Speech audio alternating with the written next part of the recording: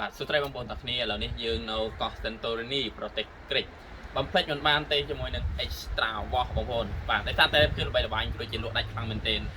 ខ្ញុំមកទស្សនកិច្ចនៅប្រទេសក្រិកណាបាទមានអតិថិជនក៏ដូចជាបងណាបាទដែលគាត់កំងណាបាទគឺអរគុណមែនទែនសម្រាប់បងដែលគ្រប់ត្រូលណាបាទបំភ្លេចមិនបានណាបាទទោះនៅទីណាកន្លែងណាក៏កំងសាប៊ូ Extra Wash យកទៅប្រើណាបាទសាប៊ូ Extra Wash នេះគឺប្រសិទ្ធភាពខ្ពស់ណាបាទនៅក្នុងការកម្ចាត់ក្អែលស្នាមប្រឡាក់ដែលជាប់នៅលើសាច់ក្រណាត់បានល្អ 100% តែម្ដងបងប្អូនតែងតែឃើញការពិសោធន៍ជារឿយៗហើយណាបាទអំពីប្រសិទ្ធភាពក៏ដូចជាគុណភាពដែលគ្មានសាប៊ូណាមានដូចបងប្អូនមានតែមួយគត់ណាបាទគឺសាប៊ូ Extra Wash ដែលជាផលិតផលរបស់ក្រុមហ៊ុន Zulian ផលិតផលសុទ្ធមានរោងចក្រផលិតតែខ្លួនឯងយើងផលិតនៅប្រទេសម៉ាឡេស៊ីបងប្អូនបញ្ជាក់ជូនផលិតនៅប្រទេសម៉ាឡេស៊ីបច្ចុប្បន្នយើងផ្ដាច់មុខមកកម្ពុជាហើយបងប្អូនបាទ Zulian Network Cambodia ណាបាទអូខេរីកស្វាគមន៍បងប្អូនទាំងគ្នាអតិថិជនទាំងគ្នាណាបាទចង់បានសាប៊ូល្អសាប៊ូមានគុណភាពណាបាទអាចជ្រើសរើសបាននៅទីណាកន្លែងណាក៏អាចកំងបានបងប្អូនណាបាទអូខេ